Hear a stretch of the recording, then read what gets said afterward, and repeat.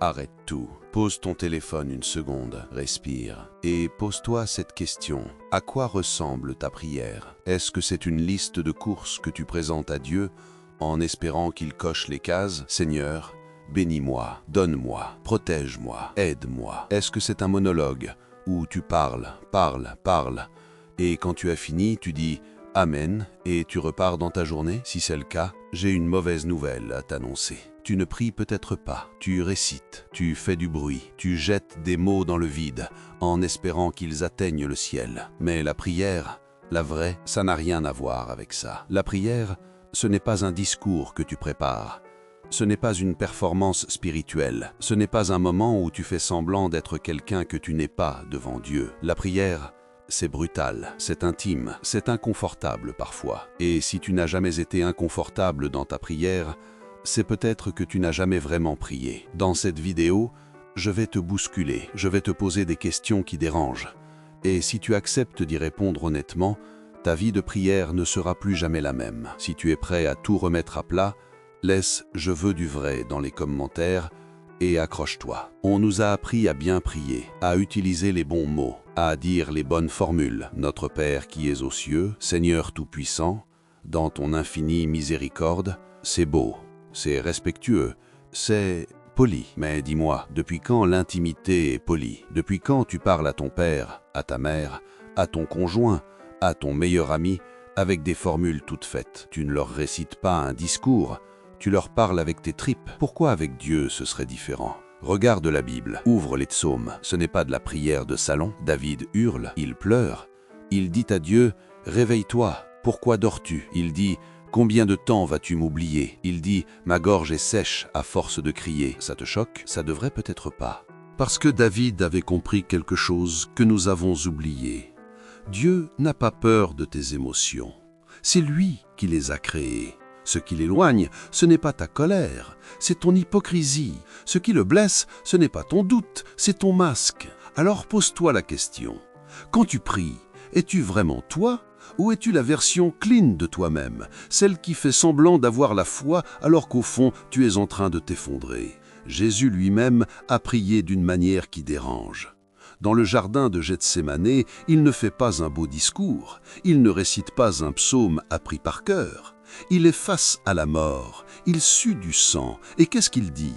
« Père, s'il est possible, que cette coupe s'éloigne de moi. » Traduction, « Père, je n'ai pas envie de passer par là. Si tu as un autre plan, je suis preneur. » C'est une prière de franchise absolue. Jésus dit à son Père, « Je flippe, je souffre, je n'ai pas envie de ça. » Et pourtant, il ajoute, « Mais pas ma volonté, la tienne. » Tu vois la différence? La vraie prière, ce n'est pas cacher ce qu'on ressent, c'est dire ce qu'on ressent et ensuite choisir de faire confiance. C'est dire « Dieu, je suis en colère. Dieu, je ne comprends pas. Dieu, ça fait trop mal, mais je te choisis quand même. » Toi, quand tu es en colère contre Dieu, qu'est-ce que tu fais? Tu arrêtes de prier, tu lui fais la gueule, tu te fermes. Et tu appelles ça respecter Dieu? Non, tu appelles ça fuir l'intimité. Parce que l'intimité, ça supporte les tempêtes. L'intimité, ça encaisse les coups. L'intimité, ça dit les choses, même les plus dures, parce qu'elle sait que l'amour est assez fort pour tout entendre. Autre chose qui dérange, le silence de Dieu. Tu as prié, tu as crié, tu as supplié, et rien. Le ciel reste fermé, le silence est pesant. Et toi, tu te dis, il ne m'aime pas, il ne m'écoute pas, je ne compte pas. Mais si je te disais que le silence de Dieu n'est pas un rejet, si je te disais que parfois, Dieu se tait parce qu'il te fait confiance, parce qu'il sait que tu es assez grand pour traverser la nuit sans lui tenir la main.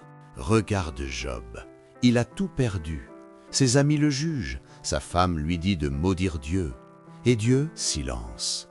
Pendant des chapitres entiers, Dieu ne dit rien, mais à la fin, il parle. Et Job dit, « Mon oreille avait entendu parler de toi, mais maintenant, mon œil t'a vu. » Le silence de Dieu n'est pas une absence, c'est une préparation.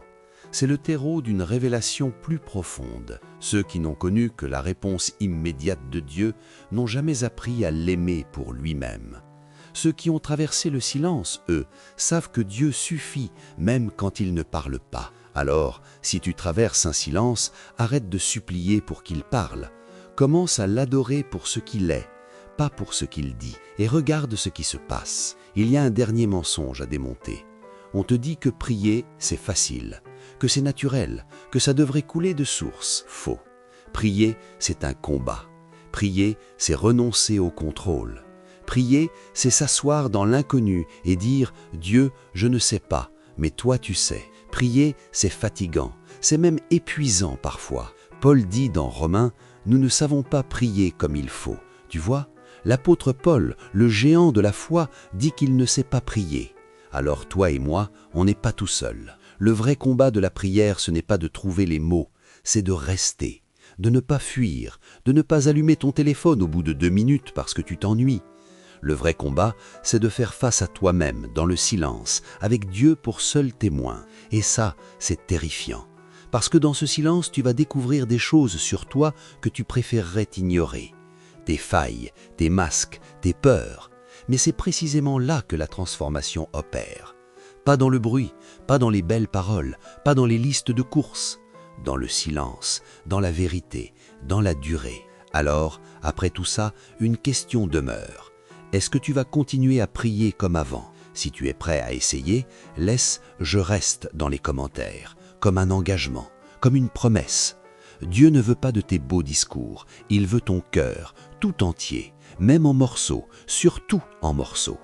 Alors, qu'est-ce que tu vas lui dire ce soir ?